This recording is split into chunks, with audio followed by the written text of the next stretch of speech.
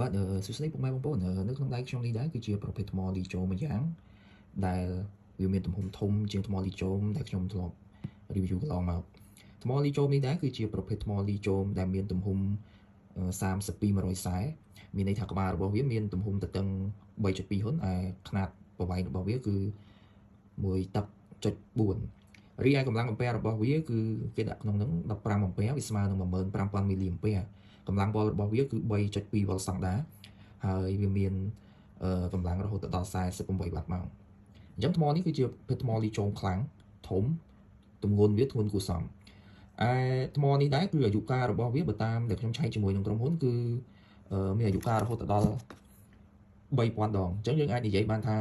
វាប្រើលើសពី3ឆ្នាំ4ឆ្នាំ5ឆ្នាំទៅតាមការប្រើប្រាស់ជាក់ស្ដែងរបស់ពួកយើងណាហើយថ្មលីចូនេះដែរគឺភាគច្រើនគឺគេយកទៅប្រើប្រាស់សម្រាប់ធ្វើជាថ្មធុងបាសថ្ម speaker រៀបតាមតម្រូវការ12 វ៉ុល30អាំពែ45អាំពែជាដើមហើយ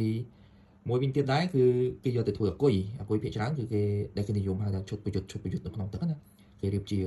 30 45ទៅតាមតម្រូវការរបស់ភ្ញៀវជាដើមចឹងទៅថ្មនេះដែរគឺមានតម្លៃសមរម្យហើយតម្លៃរបស់វាខ្ញុំគិតថាដូចជាមិនថ្លៃណាស់ទេហើយថ្មនេះដែរគឺខ្ញុំយកមកដោយខ្លួនឯងសម្រាប់ page របស់ខ្ញុំគឺខ្ញុំលក់ជូនពុកម៉ែបងប្អូននៅតម្លៃមួយដែលអាចទទួលយកបានហើយបើសិនជាបងប្អូនមានតម្រូវការចង់ទិញពី page ខ្ញុំគឺបងប្អូនអាចឆាតតាមរយៈ Telegram សួរនាំអំពីតម្លៃខ្ញុំនឹងប្រាប់ព័ត៌មានលម្អិតបន្ថែមសូមអរគុណច្រើន